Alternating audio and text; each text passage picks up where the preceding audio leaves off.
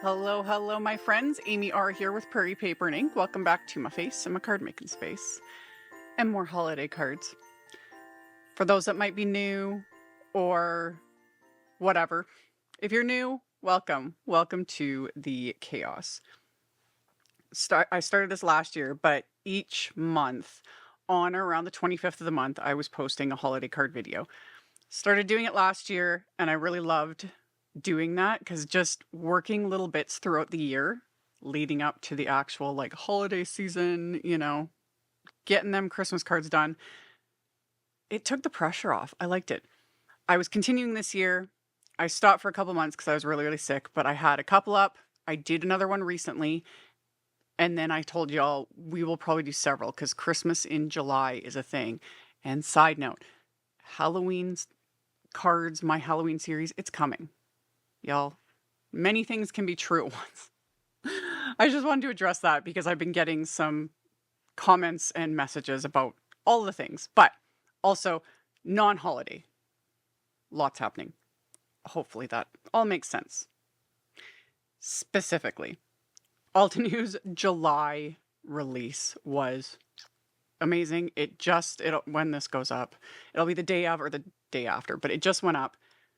One of my favorite releases so far of the year. So many good things. A lot of holiday products, several non-holiday products. And just because some of us are posting holiday videos, we're still going to be doing summer stuff, working our way into fall things later on. All the things. All the things. Today's one, I did go holiday because one, got a bunch I want to make, and two, couldn't resist. So, I'm going to make some holiday cards. I had fun. I made several because I couldn't stop. Very simple ink blending, shimmer sprays, all the things. So I'll have a link to the release and all the products I used to make my cards in the description box below. My links are affiliate links. That means that if you click on one of my links and end up placing an order, I get a little kickback from that at no extra cost to you. It's what helps, keeps lights on, pays the bills, enables me to keep bringing out content. And then just stay tuned. I have more videos coming, and there will just be a mix and match of like all the things. I like it all. I like doing all the things. So that's it for all the rambling in this intro, but hopefully it kind of covered the bases. And then let's just jump right into making some fun holiday cards.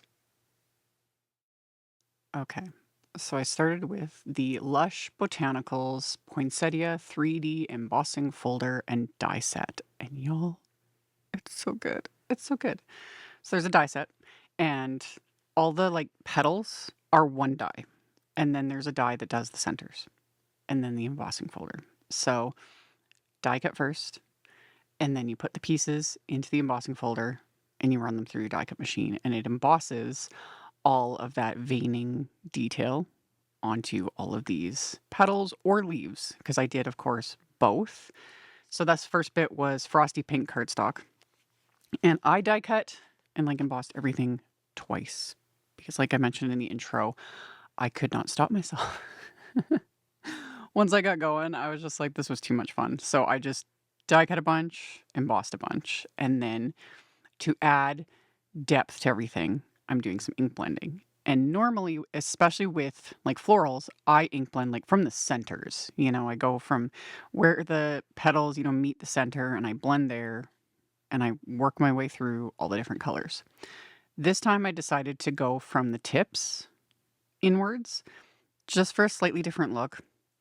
Also because the size of this and the way everything layers, etc., I was like, and just to do something different. So I super sped this up in editing. This honestly didn't take that long. I used small blending brushes, which are a good size. They're not the mini ones that I use so often. And I just like slapped the color on. I'm not too worried about it because it'll blend out as it dries. It'll soften, dry back a bit, smooth out. And also we're going to add like a shimmer. Oh, it's so good. So for these pink ones, this was Frosty Pink, the Crafty Necessities cardstock. And I started with Frosty Pink, and then I went to Dusty Pink, and then Blush Rose. And by the time I got to this last color, it's like that's where it all started like really bringing it together. And yeah, this did not take very long because I slapped that ink on went on to the next thing, which in this case, I went on to the red pieces. So these I die cut from Heartbeat cardstock and then started with Heartbeat ink. And this gets messy. If this sort of thing bothers you, you could wear gloves. Like I had ink all over my fingers, but it washes off. It's not a big deal. I also purposely did not work on my like grip mats with these because it was just faster and easier to work on my glass work surface since I was doing all the tips. I prefer the grip mat when I'm doing like the centers so then I can lay out all my die cut pieces like I've shown in tons of videos and, you know, slap that ink on all the centers, etc. But with this was just faster. And you can see I wasn't even like cleaning the inks off in between the different shades because let it pick it up. It's all good. So with the Heartbeat pieces, I did Heartbeat, then Berry Mocha, and then Redwood. And always remember, it's all looking significantly darker as I'm doing this. While the ink is still super wet, it will soften a bit. So if you really like that really intense contrast, you need to go even darker than you would expect. So for the white, this was just Neenah 80-pound cardstock. Still gotta add something to it. You could leave it, but I like that like depth. So I went with 2 shades with these because you don't need a whole lot. I used Morning Frost and then Evening Gray. And that just, again, it just builds. And this will also help them to stand out even more. This plus the shimmer spray because I can't with the shimmer spray. These turned out better than I was expecting. So went through, blended on all of that. And then for the leaves, you just use the same dies and the embossing folder because with poinsettias, they all are the same. So I die cut reindeer moss cardstock, and then I'm using reindeer moss ink. I skipped the little die cuts. I don't even know why I embossed them. I think I was just in that mode, because I was like die cut, die cut, die cut, and then I just did all the embossing just back to back. Wasn't even thinking. And with the leaves, I did the little pieces, and I don't know why I bothered. Like I'll save them probably for a future, because you can always tuck little greenery in here and there. But yeah, I did the reindeer moss and then green opal and then oak moss for this shade. And just so good. So good. And then I also did forest fern cardstock. So then I'm starting with forest fern ink, blending that on, and again letting it mix with what was on my work surface. Green is green, let them blend, especially for greenery. Let them blend, let them do their thing. It's all good. So I started with that forest fern, and then I'll do mountain pine, and then I go into evergreen. And once I've got everything blended, so this, and I've shown this in many videos over the years, when I'm doing like multiple cards, I do everything in batches. So I did all my die cutting, just back to back. Did not take very long. Then I did all that embossing. Done. All my ink blending. Done. Now to zhuzh up my die cuts, I laid out just a flour sack cloth towel. I just need something large because my splat box ain't big enough for this many pieces. So I just laid this out on my work surface. And for the white and the pink poinsettias, I started with the Altenew Iridescent Shimmer Spray. This stuff is pretty. Y'all, I have like 3 bottles of this stuff. I ordered it, completely forgot I owned it. Ordered it again, forgot again. I think I ordered a third. I don't know. I have 3 bottles of it. And I finally started using it. It looks like nothing on camera, but wait till the end. So I just sprayed all those die cut pieces and then set them aside to dry. With the reds and the greens, I used Antique Gold metallic ink spray. This one I've been sleeping on. I have a couple bottles of this. Same thing. I forgot I had ordered some. This one especially, the Antique Gold, it is deceptive. In the bottle, it looks kind of gross, honestly. It just looks like a little orange and weird. And both of these you need to shake up really, really well. But the gold, when it dries, it's just pretty gold sparkle. So I ended up, and I wasn't filming, but the pink and the white pieces, I laid them back out and I went over them with the gold as well, but not not full strength. I was only pressing the nozzle about halfway, and that's how I got the splattery, splotchy bits of the gold on the pink and the white pieces because I just loved how that looked. So these got extra sparkle. Could have used the iridescent on all of it and called it a day. It's gorgeous regardless, but again, that gold, so good. So good. So after all the spray had dried, I assembled the layers. They've got the keyhole system. There's the layering guide in the packaging. Super simple. The flower centers I had die cut from Honey Drizzle cardstock. And instead of embossing them though, I also die cut scraps of the Altenew Citrine glitter cardstock, which is what I'm using right now too. So all the flower centers are glittery because I love the shiny sparkle. My inner magpie just lives for it. And then for my sentiments, this is the Holiday Essentials die set that I showed a second ago. Love, love. So when I was doing all my die cutting for the poinsettias, I die cut my sentiments at the same time because I had to repetitively die cut these multiple times. So I did that all at the same time so that it wasn't taking, I didn't have to sit and repeatedly die cut these sentiments, 6 times. And I only did 1 layer of the words because that was part of it too. I was like, I'm not doing mine, I do love the dimension, all the things, but something like this, I was like, nope. The glitter cardstock is very thick, and my outline I die cut from white cardstock, and I'm going to pop these up with a bit of foam tape. So that way I'm not sitting and fiddling, but sometimes I'll do that, and I'll adhere multiple layers of a die cut sentiment. I do it all at once, I do everything in these batches, and it makes things go faster, and then I can just zone out when I'm doing it. So then for my backgrounds, so I've done my poinsettias and I've assembled them. I've done my sentiments, I've assembled them. My backgrounds, I used another embossing folder. This is the Winterberry Poinsettias embossing folder. It's so good. There is a coordinating stencil set for this as well. So you can use the stencil set to color it, which, gorgeous, gorgeous. So good. I didn't use the stencil set. I just thought I would show it because it is fabulous. But I just wanted the embossed background because the focus is the die cut, poinsettias. So it is lovely.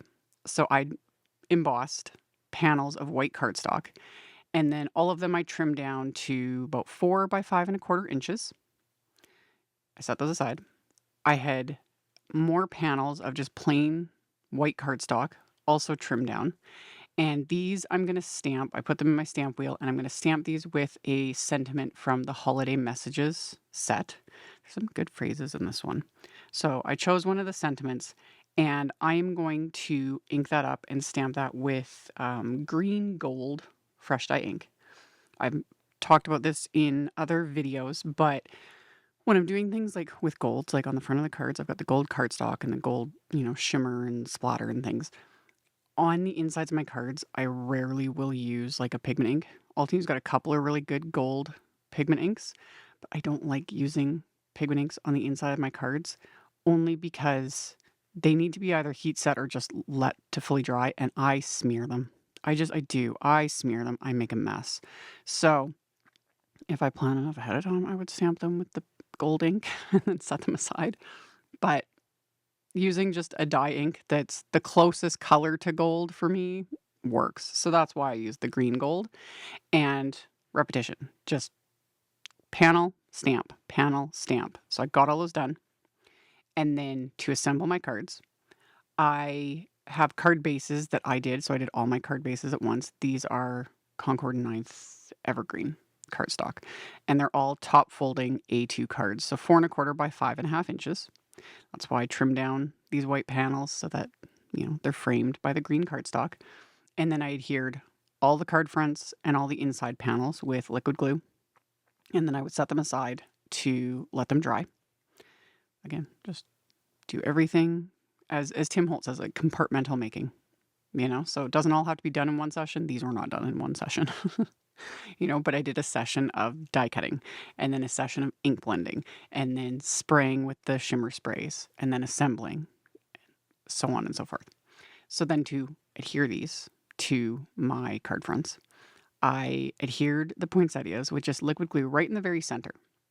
And then as a little extra, in the July release, Altenew now has like foam squares, foam dots, foam strips in 2 thicknesses. So 1/16 of an inch, which is like our standard.